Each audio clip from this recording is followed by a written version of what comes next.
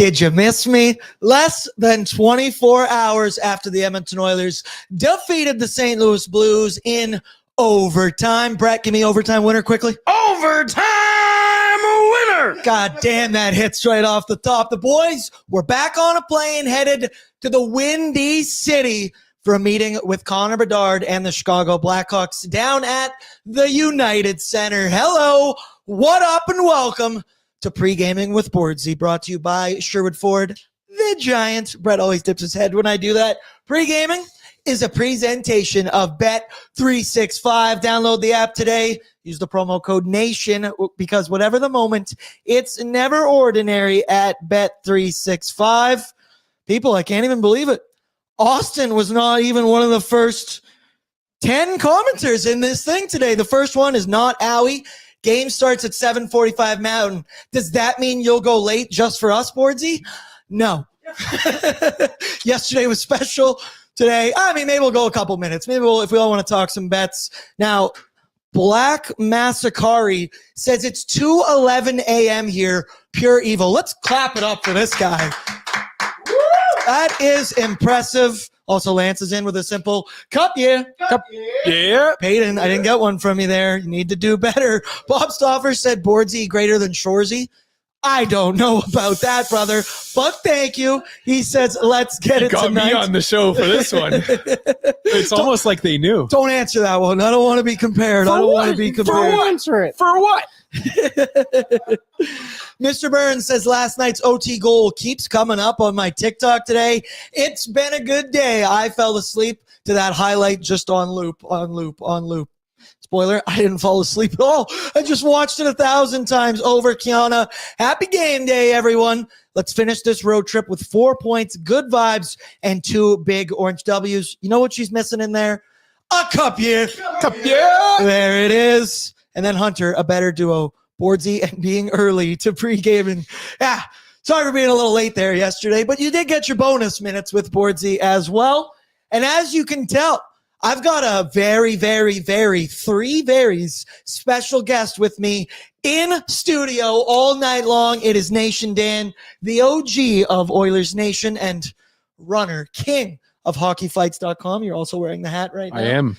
Bill Bordzy respects the shit out of that move right Happy there. to be here. Happy to be in the studio once again with the boys. We're just hanging out. We're talking, and we're gonna have some great chats tonight. I know. I just saw the super chats call out. We got to make sure we're watching for those super chats. Yeah. Wait, is there any super chats? Not yet. Not yet. But Tyler allegedly missed one earlier today. Bordzy would never miss a super chat. You guys know, because Brett's also very on the ball. So let's give him 80% of the credit for that one. Let's give him 80%. But Dan is in studio hanging out with the boys. I said you've got the full ADHD crew with you tonight. Me, Brett, and intern Peyton as well. Hopefully you avoid going 0-5 in your Bet365 daily bets, Peyton, because, hey, people, if you just want to fade them, you can fade them as well, because that way it's been 4 for 4. But we're going to have a good one tonight. And as I mentioned yesterday, sadly, this is the last time you'll be pre-gaming with Bordzy for 2-3 weeks. I'm out to Arizona, 3 a.m. tomorrow.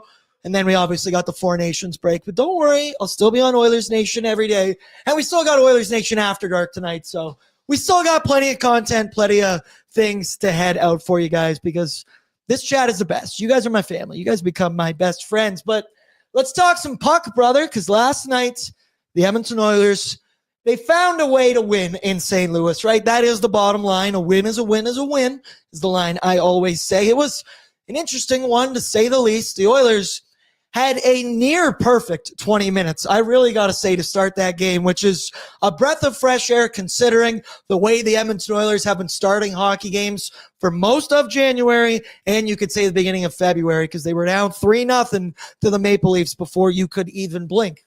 In that first period, the Oilers were dominating the shot category, dominating puck possession, and frankly, just straight up dominating the Blues. The shots were 13-3 after that first period, but they really did struggle, and it was kind of a theme really till Leon scores his late game heroics, and then Connor McDavid does Connor McDavid things in overtime and sets up Connor Brown so well. Even he couldn't fuck that one up. He put that one in the back of the net.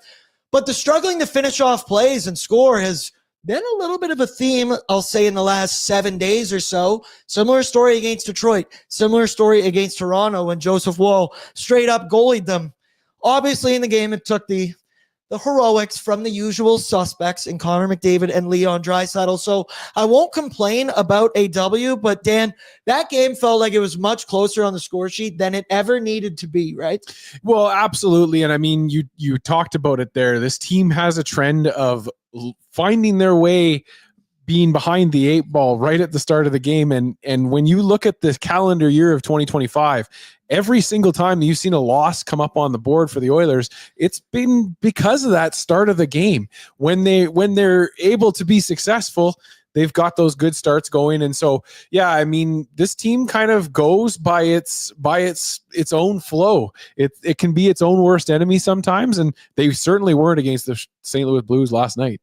And the Edmonton Oilers in their starts, like a box of chocolates, you never know what you're going to get. The one positive to them having terrible first periods, live betting the comeback, because you can make a lot of value there. Also, Mason's in the chat, says Connor's OT winner netted me $1,000 finish on my parlay. Clap it up, people. Clap it up. Bang, bang, now, is that $1,000 or is that 1,000 finished dollars? I don't know. We're not. I have questions.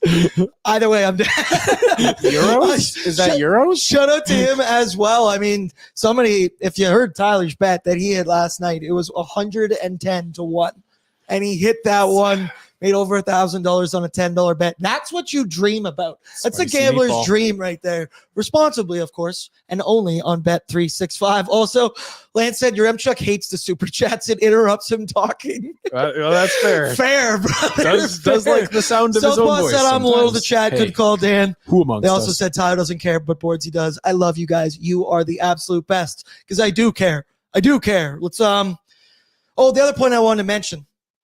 The Edmonton Oilers woke up this morning with sole possession of first place in the Pacific Division. And Daniel, with a win tonight, they could be 4 points up on the Vegas Golden Knights with the same amount of games played. The Oilers, as you see on your screen, shout out Brett, they're 2 points ahead with 1 game in hand as well. In Vegas, they're going to be inactive this evening. And yes, there's still plenty of hockey to be played in the rest of this season, 29 games to be exact, including this one this evening. But I can't help but get excited over the possibility of winning the Pacific Division. The Oilers haven't won their division since in the 1980s, which still baffles the brain. I think it was 86, 87, something like that. So they still had some years where they won the cup, but didn't even win the division. Right. But dude, they've got a serious shot to do it this year, which is kind of amazing considering how the season started and how big of a lead the Vegas Golden Knights did have on first place in the Pacific. Catching Vegas hasn't been easy. If you guys remember, from November 1st to December 31st, Las Vegas, sorry, Brett, had the best points percentage in the entire NHL. The Oilers had the second best points percentage, but they weren't making any ground up on the Golden Knights. And if you remember, the LA Kings were like the 5th best team in points percentage over that stretch. Well, the calendar switches and it hits 2025. The story has completely flipped. Vegas has gone 6-8-3 since the new year. The Oilers, 11-4-1. And with a win tonight, the Oilers would not only be 4 points up on the Golden Knights, but they would have gained 10 points on the Golden Knights since the start of 2025. These last 5 weeks have been a beautiful thing to see if you're an Oilers fan and, of course, a Golden Knights hater, which I think we all are. And tonight does present a wonderful, wonderful opportunity against the 31st ranked team in the NHL to extend that lead to 4 points. One team's going up, one team's going down, and I am loving it. Well, for me, and it's something that you were mentioning as you were talking there, just the start of the season for the Edmonton Oilers and how they struggled. And I think a lot of us were feeling the panic of perhaps last season and that slow start creeping back into this team. But I want to give credit to a guy in Calvin Pickard, who is our starting goaltender tonight, for what he was able to do and come in and kind of steady this ship whilst Stuart Skinner was really struggling. The team was struggling wholly. anybody in front of him on defense. But Stuart Skinner was unable to kind of figure it out at the start of this year, losing to the Jets, big blowout losses. Pickard comes in and steadies the ship for this team. And had we had a start like we had last year, we would not be talking about being in the top of the division right now. We would still be staring up at a Vegas Golden Knights, and the mountain that it is to come back from them. So, yeah, I mean, you give a ton of credit to this team to have not had the crappy start that we had last year, put them behind the 8 ball, where, you on this show are coining phrases about all you need is an 8-game heater to come back. And then a 16-game heater, baby. I'll still take one. The team just doesn't. We're not upset if we get one of those, but we don't need them. It's not a requirement, and we still are first in the division. It's crazy to me as an Oilers fan to be talking like that at any time, because I mean, man, we're trained, we're taught that it is not going to work out for us. It hasn't happened since the 80s. So yeah, what a dare to dream moment that we could be going to bed tonight 4 points up on the Vegas Golden Knights. This is the year. This is the cup year. I was just kidding last year. I was kidding. Last year was a joke. This year is when I actually mean it. Let's go Oilers. Also, when we're talking about the battle for first place in the division, Brett, let's sneak an ad read in here. It segues into itself. The Oilers taking on the Golden Knights April 1st in Vegas. You want to come hang with the crew and come watch? We'll come on the Nation Vacation, March 30th to April 2nd, 2025. Visit nationgear.ca for more details. We got flight options. We got non-flight options. You can even just get a ticket to the game up in the Stella Artois Lounge. Or maybe you can't afford that, but you know what you can afford? Oodle Noodle. You could also go to Oodle Noodle. The contest is now live. You got to go in store. You got to dine in only. But you yourself could be headed on the Nation Vacation simply for eating delicious, delicious Oodle Noodle. That's the greatest combination of things you could ever imagine. I've met the people that have won these raffles before on the trips. They come on and they're like, I still cannot believe that I'm here because I ate a bowl of delicious Tokyo glazed noodles, Dan. It is. It's a special treat. I still talk to our Oodle Noodle winners from the first Vegas Nation Vacation. It's. I don't know. There's just something special about. There's nothing better than coming and doing something that everybody else paid for. You got it for free. There's nothing better than free shit is the way that you can actually put that, because free 99, baby. But also, you got to pay for the noodles. You got to pay for the Oodle Noodle. Yep. Pretty good bargain, I will say. Also, Lance said division. We win in the cup. Dry says win the division, but don't win the President's Cup. And then Lance said it. Shout out my boy Lance, because this was like a week or so ago. This guy crunches the numbers for me. He basically works for free for Pregaming and Oilersnation After Dark. But he says it here. I broke down the President's Trophy curse. In the cap era, it's better to finish 4th overall since the President's Trophy existed. It's better to finish first, but barely. We did go through the math, and he sent me all this.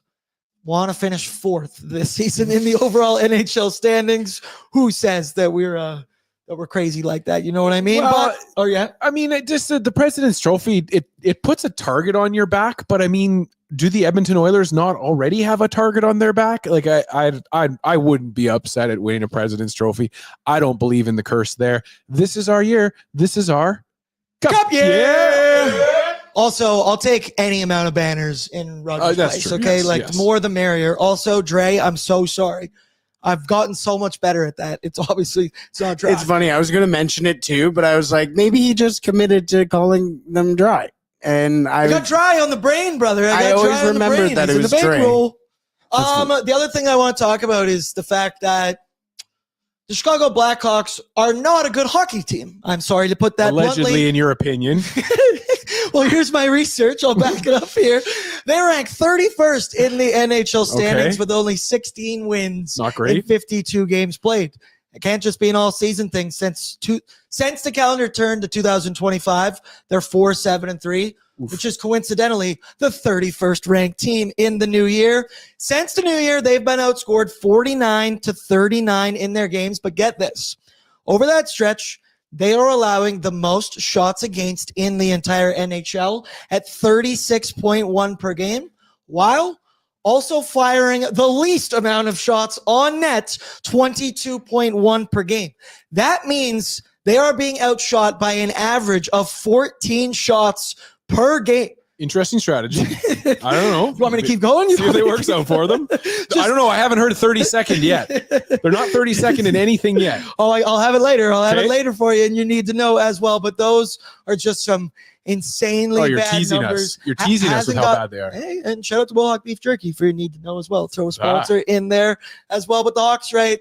It's just not going good over there right now. They just traded Taylor Hall for pennies on the dollar, what felt like a week ago. Did they get anything for him, or like was it almost that they retained more for that draft pick? It was. I don't understand what it was. They got their own draft pick back. Yeah. I'm pretty sure. Is like 90% sure. Yeah.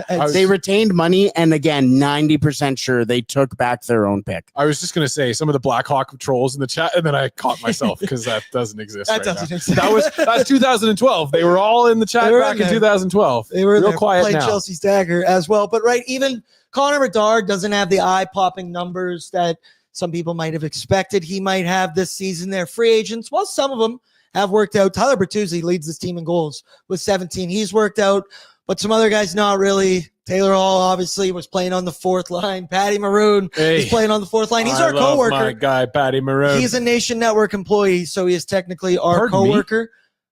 Morning Cup of Hockey. He's on once a week. I didn't know this. Facts. Crazy. Facts. Shout out Triple Patty Maroon Beauty. Not Triple N's, TNN. Pause. TNN, double N, the Nation Network. Shout out. We got a lot of people being our coworkers now. I guess. Facts. Yeah. Can I technically say Brian Burke? He's on the sheet once a week. Yeah, once a week. Facts. Mm-hmm. Also, but either way, point being, it's dark times in Chicago right now. We knew it would be bad, but you thought there might be a couple more bright spots throughout this lineup, and there really isn't anything right now. They have not had a good news story since Corey Perry left. Like as a team, as a franchise, like everything leading up to that point was positive. It's these guys are coming in. They're going to surround Bedard with some insulation. He's going to have some talent. That was the whole story this summer. Was like, oh, we're bringing them guys. We're bringing them some tertiary support. Not really. Yeah, it's tough when a guy is anointed before they're given the opportunity to really get their own footing in this league. We're seeing it right now, talking about Macklin Celebrini. It happens with the NHL. They want to push their rookies out there. You saw it with Lafreniere. There was a time where Alexei Lafreniere in New York was deemed to be the next bust, and I don't necessarily think that he's a bust. But he's not maybe not top. He's not your typical first overall guy that we saw in the World Juniors and whatnot. And that kind of stuff happens. Still hope Macklin Celebrini will turn out. And believe me, I still believe in Connor Bedard. He just needs to have some more talent around him. It just looks like so similar to the early decade of darkness of the Edmonton Oilers and being like, you just feel bad for these kids with the pressure of the entire world on their shoulders. There's the direct player comparison between Connor and Connor. This gap wasn't as big as, honestly, I thought it was going to be. It's 30 points, which is substantial, but Connor Bedard, 120 games, 106 points with 37 goals. The kind of stunning thing you look at this is Connor Bedard is known as the sniper and the goal scorer, and he only has 37 goals through 120 games. I think he himself would like that to be better, but look at the bottom number, dude. Plus 22 compared to minus 68 on the season. Pretty good goal score. We still got 30 more games to go, people. That's so PGA Tour level. I don't know what that's going to finish at. Yeah, that'll win you the Waste Management Open, where I will be on Saturday. Keep it in your pants. Go. Brad, I'm excited. I know. Are you going to Arizona? Peyton's been doing that all day. Wait, you're going on vacation? They do that to me with the Nova Scotia line every time. As I said, I still plan on joining Oilersnation After Dark on Friday. But it's going to be for 5 minutes, and you need to have the bleep button ready to go. The dump button ready to go. We'll be on delay. Kick me out of there. Yeah, put on delay. You know what else I see? A super chat in the chat. Reminder, all of your super chats are in support of the Ben Stelter Foundation, doing awesome things in support of this foundation and families with children dealing with cancer. Dan, you got your bracelet on right now. Shout out you. I have not taken off this bracelet since Leah put it on. Well, that's not true. I take it off every once in a while to shower or whatever. But since Leah put it on me, I've kept that on me every single day as a reminder that we fight like Ben. Damn right. I have a Brett Kulak bracelet on my wrist the entire time that I don't even take off when I shower. But the super chat's in here. Bob Stoffer, $6.99 says, if Sid misses, which I really hope he doesn't, who's stepping up? Bubble Boy can play center. Can he? I don't think he can play center. Now, do I think there's some other guys on the team already that could shift over and move? But I would love Zach Hyman to be on the team, not in replacement of Sidney Crosby. That's the one guy I don't want to see be taken off of the squad because he is Captain Canada.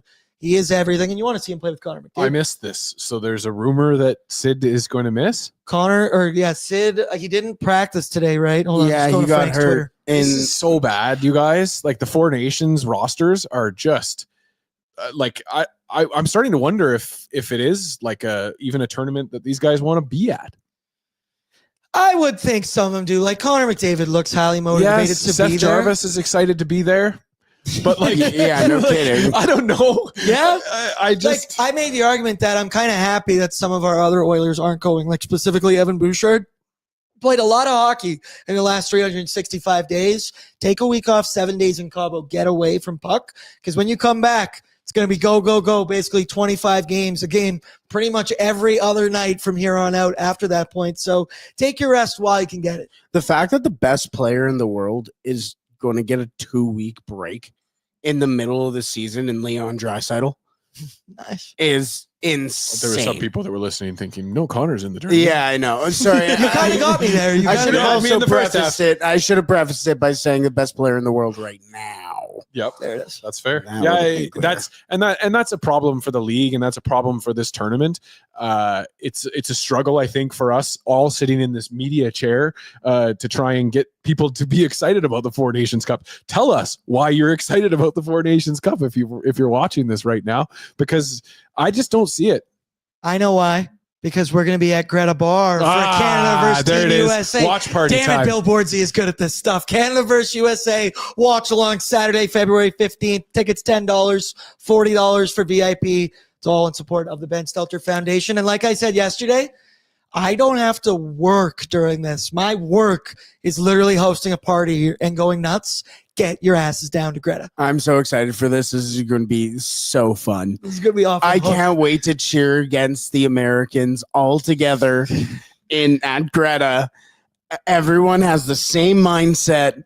It's going to be so much fun. It's going to be that's true. Rise up, everybody. Rise up to careful. Hate. Let's careful. Go. In hockey, we hate Canada USA. It can't be beat. As much as I'm saying that it is a struggle to try and get this game marketed, this tournament marketed. Canada USA. Can I count on you and see you on Greta? It's February. I think Saturday, you can February count 15th. on me. You can you in the parking lot. Yeah. So I mentioned there with the Blackhawks that not a very good squad, right? So I would love to sit here and tell you that I'm not worried about this game, but that would in fact be a lie because the Oilers, they know better than anyone that the Hawks cannot be taken lightly and that they are not a guaranteed W. Let's flash back to game number 2 of the season when Calvin Pickard allowed 5 goals on 20 shots against the Hawks. The Oilers lost 5-2 in that one. Or back on January 11th when the Oilers did end up winning that hockey game, but the Chicago Blackhawks had a 2-goal lead, 2 separate points in that hockey game, and did once again, like last night, take some heroics from the big dogs, Connor and Leon. Well, I don't think I got to tell anyone about the Oilers' affinity for playing down to the level of competition of their opponent. We've seen it ad nauseum at points this season. We've already seen it twice against this Hawks team, and the Oilers are arguably the best team in the NHL since Halloween. They lead the NHL in wins with 29, and right, the Oilers are elite. They are the Stanley Cup favorites. They are one of the league's best, and they should go out there and absolutely shit pump this Hawks team, but because of this track record and this history, I didn't put money line on any of my bets today. I don't necessarily blame you. I really think that this Oilers team just doesn't or has not shown the ability night in and night out to be able to dictate their style of play to the game. I find that they continuously will play down, and we say play down, but it's just to me it's playing whatever game that team the given team wants you to play in that night. Most teams, when they're have less skill up front, they're maybe a little bit more rough and tumble, and the Oilers can tend to get frustrated and get pulled and dragged down into that tick or tack game after the play kind of thing, and then you get a pissy Leon taking penalties or whatever there. But yeah, I just really think that you want to see this team come out and dictate the play to the other squad instead of letting them kind of bring it to them. So we'll see. The first period is going to be indicative, I think, of what we're going to see for the rest of the game here. You come out and you play like you did against the St. Louis Blues, against these Blackhawks, and we're going to probably be up 2-0. Yeah, I can get down with that. Also, Bob Stauffer said, you can't think I think Zach could play center. That was a joke. He also misspelled his name wrong. So I did think you were serious there. But Bob, I know you. You're better than that. Let's go now to our need to know information courtesy of our friends from Will Hawk Beef Jerky. Only the finest tasting meat products earn that name and sick ass logo. Horns up for Will Hawk, baby. Texas horns down, Will Hawk horns up. Marinated from 100% or made from 100% pure Alberta beef. Their jerky is aged, seasoned, marinated, and smoked to savory perfection. They gladly fill orders of any size, and you can get more information at willhawkbeefjerky.com. We basically already did the standings watch, but I want to make the sound da-na-na, da-na-na, because the Edmonton Oilers are in sole possession of first place. I mentioned it, Vegas inactive, could have a 4-point lead. LA is 10 back of Edmonton, and they are in action against Montreal as well.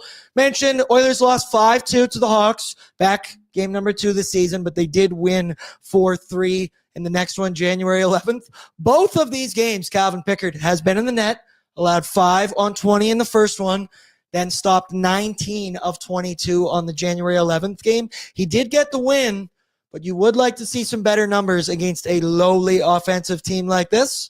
But don't worry, it's Calvin Pickard in the net again this evening. He's getting all the Hawks cherry-pick games.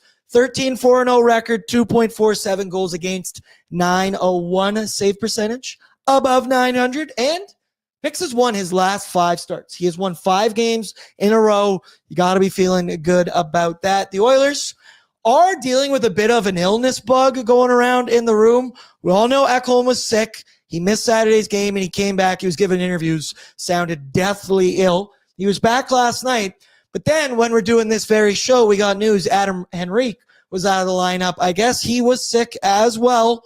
And with the Oilers playing on the second half of a back-to-back, they didn't skate this morning, so we do not know the lines until, 5-10 minutes from now, right when we get into our Sherwood Ford Edmonton lineup. We should have them. So keep it locked right here on Pregaming, and we'll let you know when we know. McDavid, he's got 11 goals and 31 points in 22 career games against the Hawks. So more than point per game, but not really close to 2 points per game. Leon has 17 goals, 39 points in 26 games. I'm also riding the Leon shot prop until the wheels fall off, brother, okay? And Bush, he has 9 points in 11 games against these Blackhawks. On the other side of it, the Hawks, they're in the basement of the NHL, like I mentioned, 31st in the league. Not very good. Here you get a look at the head-to-head numbers. Just about a sweep of the yellow. So the Hawks rank near the bottom in basically every major statistical category. 31st in shots, or 31st in goals, 32nd in shots, dead last, 30th in goals allowed, 30th in shots allowed. So those numbers are super, super bad. But weirdly enough, the Hawks have the 10th ranked power play in the entire NHL and the 11th ranked PK. You see it, 81.6% on the PK there and 23.2 on the power play. That will tie into my Sherwood Ford Giant storyline in just a second. When you look stats wise with this team, nobody is a point per game player. The closest one, Connor Bedard with 45 points in 52 games. Next is Teuvo Teravainen, 34 points in 52 games. That's second on the team in scoring. Yeah, hell yeah. Free agent signing Tyler Bertuzzi leads them in goals with 17, but the Hawks have 5 players with double-digit goals. Not 20, not anything, just trying to hit 10. They have 5 players with that, which is leading to their 31st in goals ranking. And then finally, Arvid Soderblom is expected to get the start. 7-12-3 record, 289 goals against, with a very respectable 909 save percentage, playing in front of this team, being shelled with a ton of shots, as we see there. So who knows? We've seen the Oilers been goalie before by no names, but I knocked on wood, so that's not going to happen, right? Well, I mean, Oiler fans, we have seen this movie before. You have heard those exact kind of descriptions before. I've probably knocked on wood before that happened as well. The Chicago Blackhawks, you alluded to it earlier, but they are the Oilers of the Decade of Darkness at this very moment. You see that they're good on the power play and they're good on the penalty kill. What does that tell you? A team is getting drubbed in 5-on-5, and they're looking for some small victories. And so they go out and find them on the special teams and special teams, special players, all that good stuff. I'm happy to see that for them. But yeah, I mean, when you can just put some skilled guys out on your power play and you can go ahead and find some penalty killers to kill some penalties off for you, and the other team has already taken the foot off the accelerator in some of these losses and don't even have their number one power plays out there, the PK is going to look better too. Got a little bit of news, lineup news before we get into NBA trade. NBA trade, huge. Let's go. Jimmy Butler, that's just crazy. It's just Kawhi crazy. Leonard. You're not going to wait till you get the lineup report? No, well, I'm cucking me right now? No, I'm practicing. I'm teasing a little bit. Our own Zach Lang on Twitter has the Knobloch availability before the game. He says that Henrique and Klingberg are in the lineup. Both McDavid and Draisaitl will center their own lines, but Knobloch noted they will find their time together. Read the next part. It sounds like Jeff Skinner will slide up the lineup. Oh, up the lineup. Okay. You keep all night Jeff Skinner in the top 6, question mark? Holy shit. Stay calm, everybody. It's a moment we've been waiting for. So, Brett, you did cuck me there because that's what I was going to say in the lineup. I was riding the roller coaster there. When you said Draisaitl and McDavid, my heart stopped for a second. I'm like, what? Okay, we got Henrique back, but McDavid and Draisaitl are out tonight. Right, so as I mentioned, we're just past the 30-minute mark here. They should be hitting the ice momentarily. Shout out, Brett. I'm just teasing. Thank you for getting the need-to-know information to people. That lines up well with Will Hawk Beef Jerky. Let's go now to our Sherwood Ford Giant storyline, brought to you by Sherwood Ford, the Giant. Hockey fans helping hockey fans. Free valet service for all Oilers Nation fans.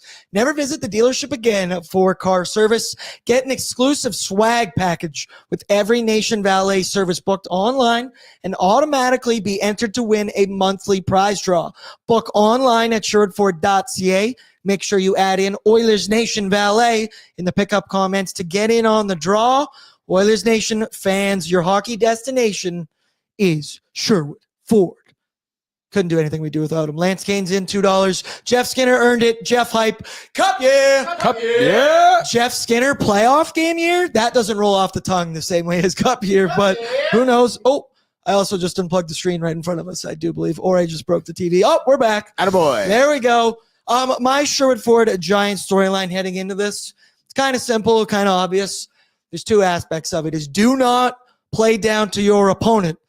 It's time to start acting like the Stanley Cup favorite that the Edmonton Oilers are. And to me, that means going out there and shit pumping the Blackhawks, absolutely whomping them. We saw one of the Oilers better, not best, but better first periods we've seen in a while last night against the St. Louis Blues. And I got to think, if you bring that effort against the Chicago Blackhawks in the first period of this one, could be over after 20 minutes. And Calvin Pickard, he's in for a reason, right? This is a lesser team in the Blackhawks. He gets these matchups for a reason. Shout out to the chat. They're always trying to help troubleshoot as well. But my key to victory, it's kind of similar to really the last 2 that I've done as well, is I'd like a quick, heavy start on the road, right? Quiet the Hawks crowd down. I don't even know how rambunctious they will be when their team is 31st in the league, but they're in the slump of all slumps. But specifically, limit the PK opportunities for the Oilers tonight. The Hawks 31st in goals. They can't score unless it is on the power play with the man advantage.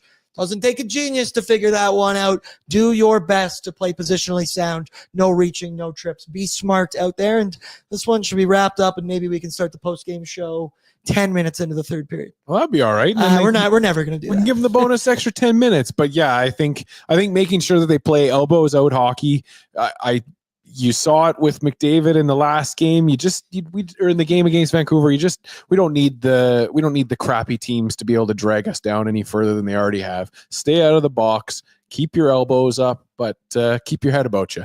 Windows down, elbows out. That's gonna be me tomorrow in Arizona. Okay. When I get a what? Are you going on vacation? Stop it! They've been doing this all day. And I hate it because I am excited to go on vacation. So we're not gonna know the lineup for just a bit there. We got the tweet. Shout out to our boy Zach Lang. Henrique and Klingberg gonna be in. And both McDavid and Draisaitl are going to center their own lines. But the quote, they always find their time together, and sounds like Jeff Skinner will move up in the lineup. I just wanted to preface as well. I have a feeling that warmups might be a little later. Because it's 7:45. Well, I think it's actually going to be a puck drop of 7:52. So I think that they might hit the ice a little later than we thought. We can hang with the chat then. Yeah, what up, Kai? Yo, what up? Talk some NBA. We can talk about Jimmy Butler as well. But so we just got the news there from Chris Knobloch. We're going to get a different looking lineup this evening. This is my shocked face. This is it right here because we knew this was going to happen. Now, your guess is as good as mine, right? But the one thing that we saw yesterday when Rico was out of the lineup, it brought Noah Philp in, who I thought had one of his better games as an Edmonton Oiler. But we saw Jeff Skinner on the third line where he absolutely shined, brother. And it wasn't on the offensive end. It was all about defensive shine last night. He had a number of incredible back checks, some well-timed stick lifts. I said he prevented for sure 1, possibly 2 goals against, which easily could have been the difference in that hockey game. Obviously, it's a 1-goal game in overtime, and we did. We finally saw Jeff Skinner get some shifts with Connor and Leon, and it came in a point when Nobby needs to trust those players on the ice. It was 10 minutes left. You needed a goal, and he finally, I don't know if we've seen that in months here in Oilers land, Jeff Skinner getting a shot with the top guys, and we've seen this gradual improvement in Jeff Skinner's game defensively a lot lately, right? And I was wondering, because it sounds like he's going to get it if the top 6 shot was in fact coming. I don't know which line it will be with, but I could tell you my opinion after yesterday's game. Victor Arvidsson needs to come out of that spot, and Jeff Skinner needs to go in. I mentioned Oilers up, Vegas down. Jeff Skinner stock up, Victor Arvidsson not plummeting or anything like that, but he hasn't been had the offensive production that you would ask of a second-line player who has been in that spot pretty consistently for weeks, if not months now. And the other thing with RV, holy shit, stay on your 2 feet. It's starting to rattle my cage out there. It's like a junior high girls basketball game. He's just rolling around all over the ice out there. Get up. Hey, Liam was just coaching junior high girls basketball. And if you've ever seen it, they spend it all on the ground. But I've loved the way Jeff Skinner has looked lately. I think we're going to see him get promoted, and I think he's earned it. I mean, you and I have been tooting the Jeff Skinner horn every single time that we're on the show together, so it's vindication for us. I actually was kind of thinking that maybe sliding Podkolzin down into that third line spot, and you put Skinner up there with Draisaitl and Arvidsson. You mean what we thought in the summer? You might be able to get something out of that you maybe haven't seen before. I also feel somewhat vindicated having I've been quietly watching Arvidsson, but right from the start I noticed that there was that propensity to he's either driving the puck towards the net area or he's trying to draw a penalty, and there's just really no other in between for Victor, and it's starting to catch up with him now, and so I'm not happy to see it, but would like to see Skinner up there with Draisaitl and Arvidsson. I see Final Buzzer said RV has literally been plummeting. I'm trying to be nice, but it has been a downward trajectory. It doesn't take a genius to find that one. And Dre. See, I'm doing it again, man. He says the RV has been parked in a Walmart parking lot specifically. And then Southpaw asked, are you going to Houston's in Arizona, Bordzy? Historical site. Go find out where Biz got jumped. You actually should go. That'd be awesome. That would be hilarious. I'll change all of our reservations. Just I'll get them all picture at Houston's. That would be fantastic. John Gillis, new drinking game. Take a shot every single time that Victor Arvidsson falls down. I'd be blackout, brother. I can do that on Friday when I'm in Arizona. Brett, I saw it too. Breaking news from our boy Frank Saravoli. So I guess the trade makes a little bit more sense now from the JT Miller moving on, and then they acquired Marcus Pettersson. Just signed an extension, 6 years at $5.5 million. Which Pettersson is that, though? It's the Vancouver Petterssons. That's all I know. Yeah, so that's the defenseman. And then the other one. Then there's another defenseman. There's another defenseman named Elias. And then there's another Elias Pettersson that plays forward, which is way too overpaid. Yeah. So they're all going to get $5.5 million now. Well, like the Nugent Hopkins, Taylor Hall, Jordan Eberle. Exact same scenario. What if the young Elias Pettersson just gets a massive check next time and he's like, whoa, what is that? When did I sign this? They're like, oh, sorry. Wrong PD. That was supposed to go to Dragon. Also laughed at this. Peyton, you like this one? Is Bordzy going on vacation? Wait, you're going on vacation? Holy shit, man. The other thing that I did want to mention is you may have seen the graphic make its rounds around the Oilers Twitterverse today because Evan Bouchard has been nothing short of a hot topic this season in Edmonton. And for good reason, right? There's been shockingly, horrifyingly bad plays at points. Then there's the ones with low effort where he completely stops skating. You name it. And he's not having as good as an offensive season as last year. I've said it all the time. I still believe in Bouchard. You put $9 million deal in front of me right now. I'm signing that thing without even thinking about it. But there was a graphic today from Sportlogic IQ and Mike Kelly, who has some of the best stats on Twitter, great follow as well, that details some of Bouch's underlying numbers. Hit it for me, brother. So you see here, this is him ranked according to every other defenseman in the entire NHL. You see he is fourth among defensemen with puck possession, meaning the puck on his stick for 127 minutes and 8 seconds there. That's fourth most in the entire NHL. Then scoring chances, 70. That ranks fifth on the back end in the league. Outlet passes, third. And turnover rate, fifth in the NHL for defensemen at 10.9%. Then obviously 42 points would put him seventh in the league. And I understand we all see the egregious errors and turnovers from Bouchard, right? They're the ones in his own end, the ones that end up in breakaways, the ones that end up in the back of the net.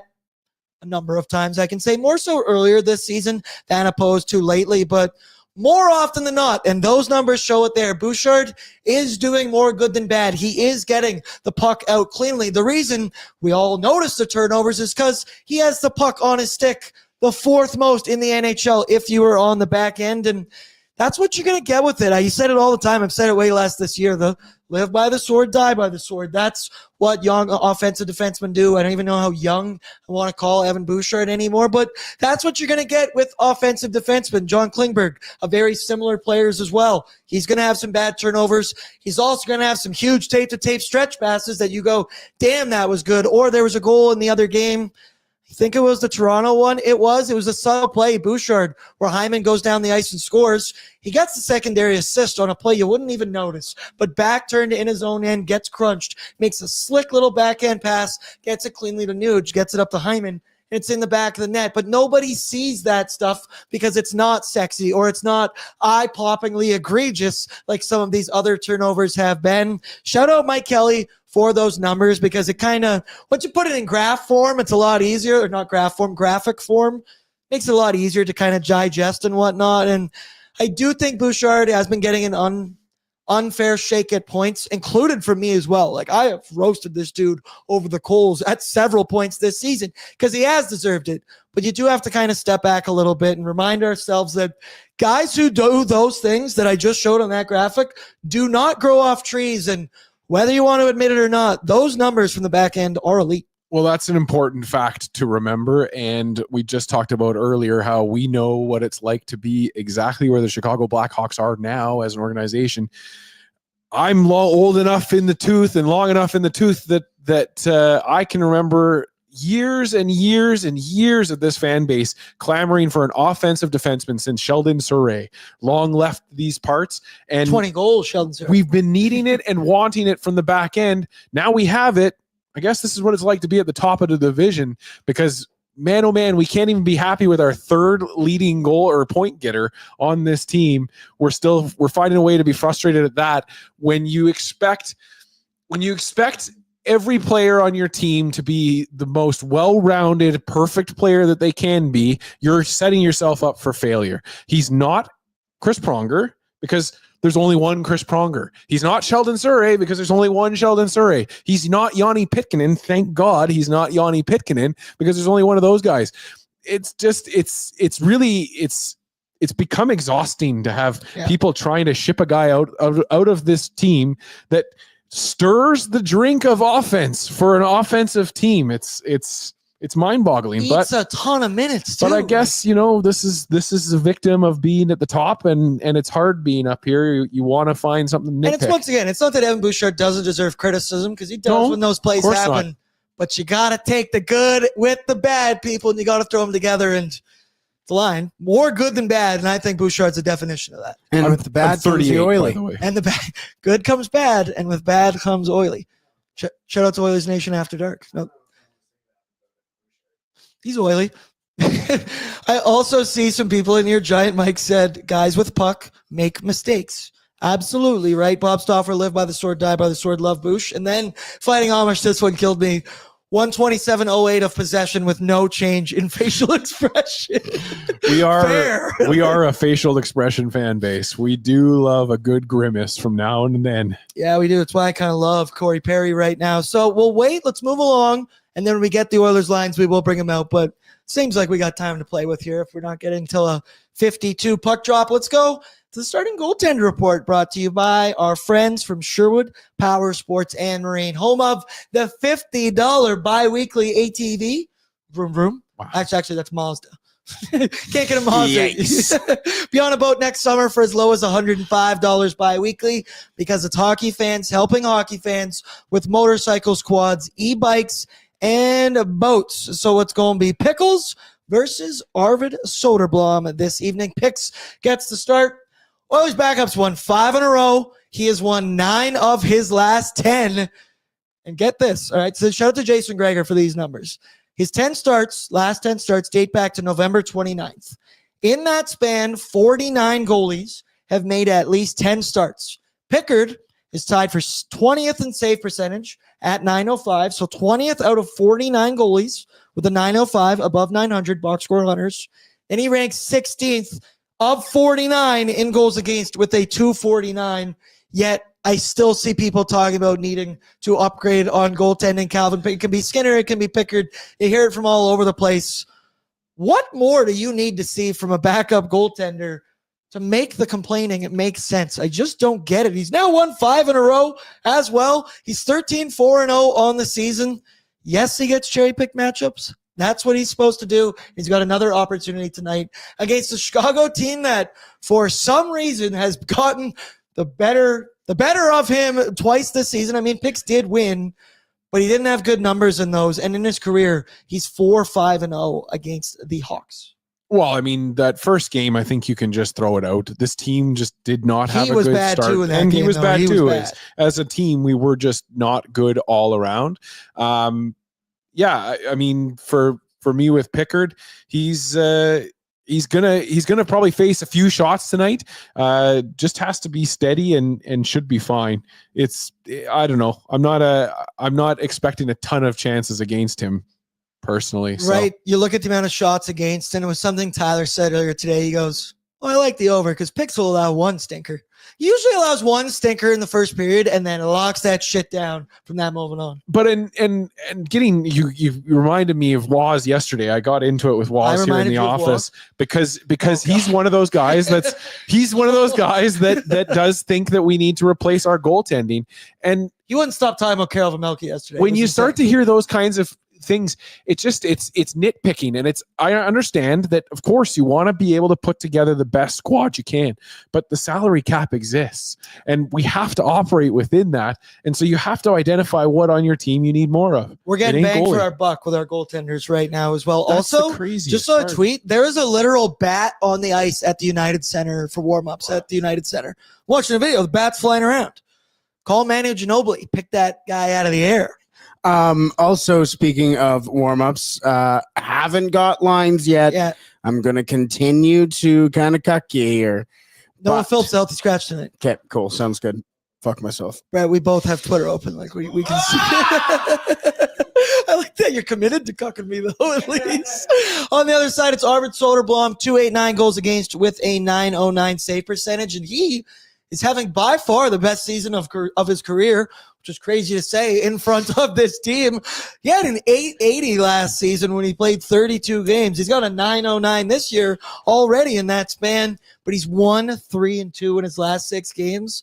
He's been putting up good numbers-ish, but he just hasn't been able to win hockey games because when you're allowing this many shots against, like the Blackhawks do, you're really backing up your goaltender into a corner there. And I do think the Oilers, once again, the Oilers lead the NHL in shots per game.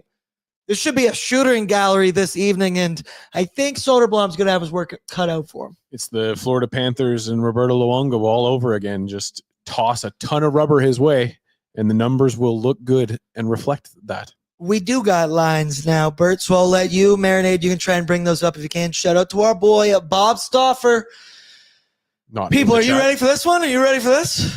Y'all, are you sitting? I hope you're sitting at home. Top line, Victor Arvidsson with Connor McDavid and Zach Hyman. Yes. Okay. Second line, Jeff Skinner with Leon Draisaitl and Vasily Podkolzin. Clap it up. There you go. We fucking made it, people. We got here. Who knows how long it'll last? That's a good point. Right. When we looked, what worked so well was Draisaitl, Pods, and RV. But RV on that, I want to be more of a shooter and more of the trigger man, right? Yep. Jeff Skinner, by definition, is that guy.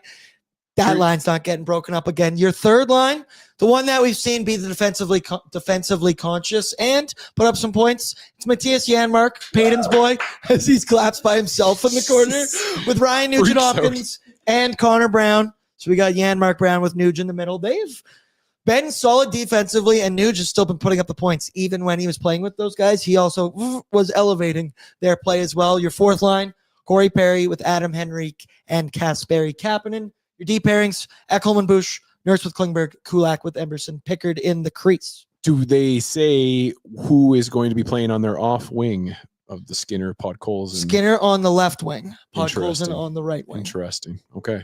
So there we go. Skinner keeps his spot that he would normally be on there. We see it now on our screen. Shout out my boy Bert. Kiana says Bambi on the top line. Interesting. I was calling him Bambi on skates because he just can't find a way to stay up. That line, right, I know Arvidsson has been disappointing lately, but if you give him, he has more than enough skill to be productive with a Connor McDavid and a Zach Hyman. I think you've got your typical McDavid puck transporter, puck carrier, puck on a stick. Hyman is your bang and crasher going in the net, and Arvidsson's kind of your hybrid guy, which Nuge has kind of made a living the last couple of years being that type of hybrid guy. That second line, I can't say enough good things about, but thoughts on RV on the top line. I thought he was going to get demoted to the bottom 6, and he goes to the top line with Connor McDavid. Nobby, never change, brother, never change. I think we're still victims of not having enough depth on that left side to be able to really slot him down there and have it make sense for the rest of the lineup, because I don't like a Perry Hyman McDavid combination myself. So you need to bring some boots to that. That'd be dead weight next to him. It's just kind of it's one of those things, and then I think it would upset everybody except for perhaps Payton to see Janmark up on that top line. So I think that we'll see Draisaitl and McDavid come faster than we see any of those other changes in that lineup. Pause. All three of us. Bella's in and says, no way. I never thought I'd see the day. Jeff Skinner's in and says, I'm tearing? I'm tearing? Tearing. You crying? Get on the ice, brother. Get some shifts out there. Line rushes with Dry and Pods. Ryan Smith knows, says Jeff will shine and RV will slide. Bo, I'm expecting great things from that second line. Me too. That is, of course, it's when we're together in studio. Yeah, we might have to do all of these in studio now because we've been begging for this 4 weeks now. Giant Mike, good point. He also said he won the Sherwood Power Sports Marine Fantasy Football League. Clap it up there as well. Clap it up there. I lost the Oilers Nation League to Bag Milk in the final. I don't want to talk about it. I said I don't want to talk about it. Giant Mike, Arvidsson won hardest shot, so let's see this in game.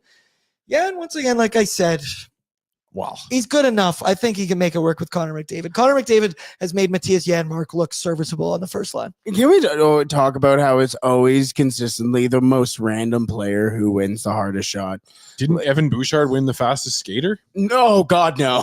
I thought he did. I didn't watch any of that. Oh, okay. Evan, Whose dog No, there you won? go. That's the important part. Troy Stetcher, who is actually Bernie's mountain dog. Yes, and is has been in magazines as well. Wow. But Evan Bouchard didn't know what the fuck he was supposed to do, and he forgot to start skating fast around the corner, got to the opposite blue line, Well, it was nice of him to give looked up everybody else a and chance. put his hands up and went, what happened?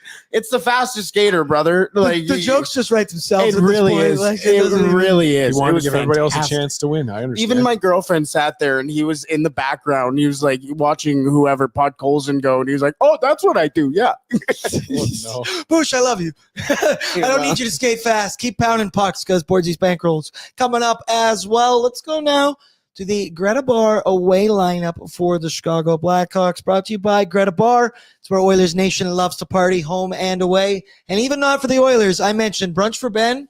Stoked to report. Sold out, brother. It's going to be an awesome time there, February 22nd, February 15th. We got Canada versus USA. Brett, can you read the whiteboard back there? What other events do we got going on? We got bingo night at Greta. Yeah, that's going to be fun. April 13th. That's going to be electric. And we also have flight night giveaway, 5 p.m. on. I don't think we we don't had have the a date. date yet. We erased it on the whiteboard. Come out to Yeah. Greta. You've been asking for more parties and things in the new year here. Well, people, buckle up because you are about to get a lot of Greta parties, and you can believe it. You can bet on it. You can bank on it. Bordzy's going to be there for pretty much every single This one of is them true. because I'll move back into Greta if I have to.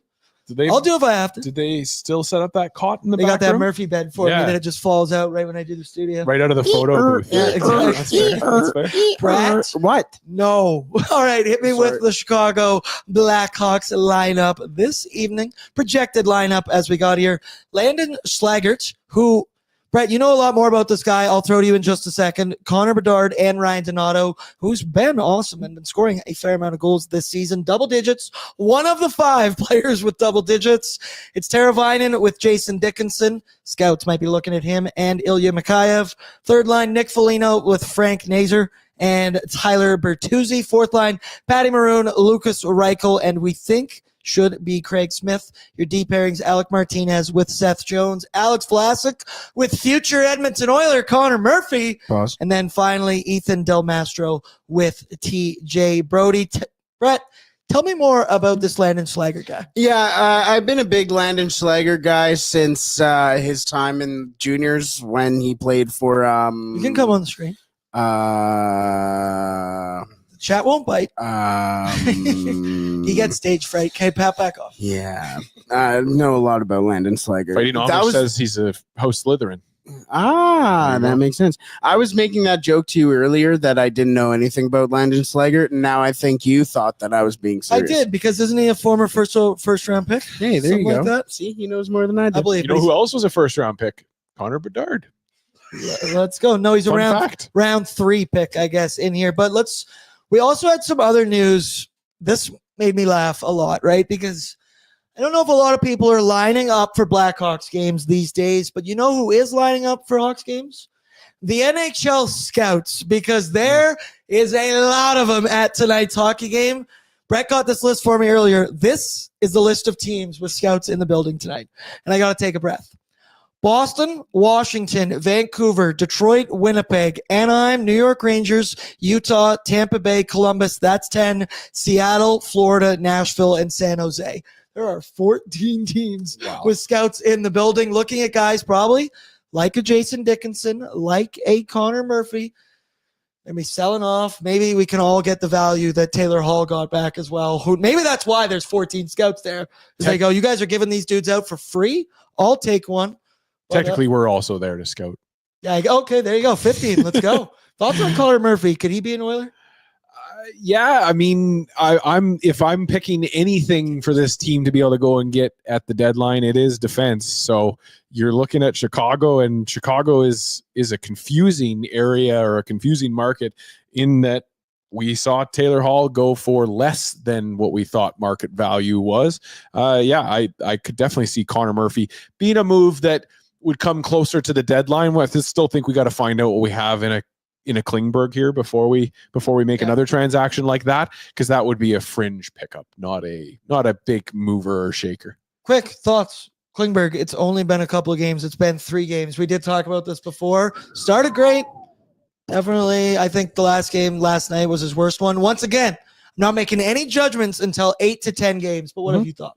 Well, the first game was low event hockey, which is what you want out of any defenseman. The second game, I was willing to chalk up to being against his old team. He barfed on a play or a couple plays early in that game against the Leafs, and I just thought maybe that's the old team creeping in there. But yeah, when you see another game last night, not great. You want to see less of Klingberg's name show up and more of maybe his passes out of the zone connecting instead of upsetting the captain. There you go. Jeremy's in, and he asks, is Stuart Skinner starting goalie tonight? I missed it. Nope. It is Calvin Pickard getting his 3rd start against the Chicago Blackhawks this season. This is the 3rd and final matchup between both of these teams. All right, people. Let's do it. Let's talk some bets with Bet365, proud partner of Pregaming with the Bordzy. Open an account today. Use the promo code NATION, N-A-T-I-O-N. What did you call it before, Peyton? I'm already forgetting. Nation. The promo code Nation. Whatever the moment, it's never ordinary at Bet365. Hopefully you can hit one today, Peyton. First, Bordzy's Bankroll went 3 for 3. I felt really good about it yesterday. Feel not as good today, but still pretty damn good. But none of these have money line, Lance Kane. But I know you still will. Hit it for me, Bert. First options. The first 2, they're the same thing as as last night, but Dries is boosted up a little bit. First one is Bush to get over 2.5 shots on goal. This thing has been hitting like crazy, and Bush has 20 shots on goal in his last 3 games. 20 in 3 games. He also had 4 shots on goal against the Blackhawks back on January 11th. Your second option, it's Leon. It's over 3.5 goals. This kind of upsets. Yes, over 3. No, we're going 3.5 goals. This one, see, now I don't feel great about this because now the lineup is totally changed. Because I put that there because Connor would be feeding him pucks on the first line. Now he's doing his own thing, and I expect him to be feeding Jeff Skinner. But card laid's a card played, so I guess we're riding with plus 125. And then this one sucks now too because I had our boy Corey Perry, also put him in a Blackhawks jersey there for a revenge goal or for a revenge point, 1 point at plus 135. But now he's going to be on the 4th line this evening. So I don't know if I like any of these bets. If I were to now look and maybe do this on the fly, I want a touch of Jeff Skinner. I want pieces of Jeff Skinner all over the place. Pause. Let's take a look at his shot prop. That one was a reach. His shots on goal. Let's go for 3 for Jeff Skinner. Plus 200. Smash that. Okay, we're taking that out. That's the second option. Jeff Skinner, 3 shots on goal. Makes sense. So we will take that. That is juicy at plus 200. Don't walk, run to Bet365 for that one. And then let's do a Victor Arvidsson 1 point instead of Corey Perry. I was going to say even Podkolzin perhaps. And that one for an Arvidsson point plus 115. All right, this counts. I'm changing them right here live on the air. Bush can stay, but we're doing Jeff Skinner over 2.5 shots plus 200. Arvidsson 1 point plus 115. Okay, now I feel great about those bets. What do you think? Well, hey, you're adjusting on the fly. I think that I would look at Podkolzin on that line with Skinner to be able to get a point tonight, but I don't mind the pick of Skinner with that. What is it? Sorry, how many shots did you have to get? 2.5? 3. Oh, he needs 3 shots. There you go. 3 at plus 200, dude. As the new trigger man for Leon Draisaitl, he should be good for at least 3 shots. And I'm putting this in. If you parlay those all together, plus 1,000. Do so responsibly and do so only betting what you are willing to lose. Peyton, the floor is yours. You have gone 0 for 4 so far in your Bet365 bets of the day. Hit me. What do we got? Oh my gosh, I'm nervous.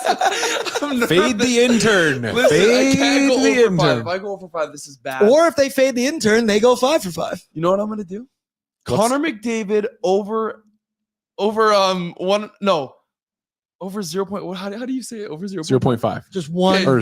Okay, over 1 power play point. One power play point. All I didn't know how right. to say that. I thought it was. All right. That one, not a big fan of because the Blackhawks PK is ranked 11th in the NHL, and the special teams is borderline. The only thing that they do well, but I love number 97, so I'll ride with you. If he loses 5 in a row, you have to start calling him the out turn.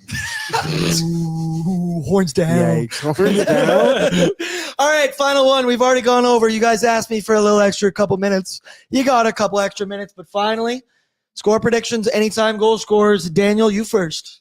Oh, man, I am going to go with a score prediction of, I think this changes from what I did on Oilers Nation Radio, but it's 5-2 for the Edmonton Oilers. And my anytime goal scorer is going to be Connor McDavid. I'm just going to. He has been shooting the puck a lot recently, and he's scoring goals. Brett, what about you? I'm going against what we said about how this is like a trap game, how it's not going to be a blowout.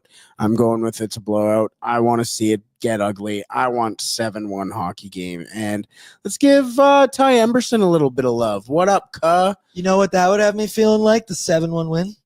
Nicey. Got me feeling nicey. Shout out John Gruden, baby. For me, I'm going to say 5-2 Edmonton Oilers, but one of those is an empty netter. And Jeff Skinner, anytime a goal scorer. Just looking for him right now for an anytime. Plus 350. So I like the shot plot more at plus 200. Peyton, what are you giggling at over there? Look at what Levi from the chat. Levi. Love it. I absolutely love it. It's the freshest comment. Third one. Oh, yeah. 5-2 with a Janmark goal. Yes. All right. You need to go to bed because you're talking crazy now. If he does it with a stick and a goalie in the net. No, I'm kidding. I'd love to see that happen as well. And Dry, I bet you thought I didn't see your super chat, but I'm not going to do it. But he says if we win tonight, Bordzy goes tarps off. It is a cup year. Cup year. Hey, before I head out, I'm already in like my bathing suit, no shirt. I'm in Arizona mode. All right, I'm out of this. Are you place. going on vacation? Nope, don't think so. Dry's also in. He says picks with the dub with a dub W tonight, fellas. Double the dub. Let's go. Cup year.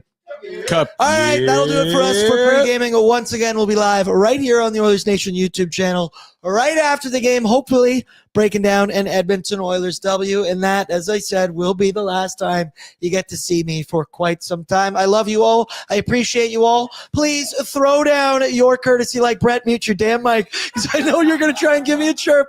I love you all. Good luck on the Bet365 Battlegrounds, and don't listen to whatever Brett says. Are you going on vacation? Shut up.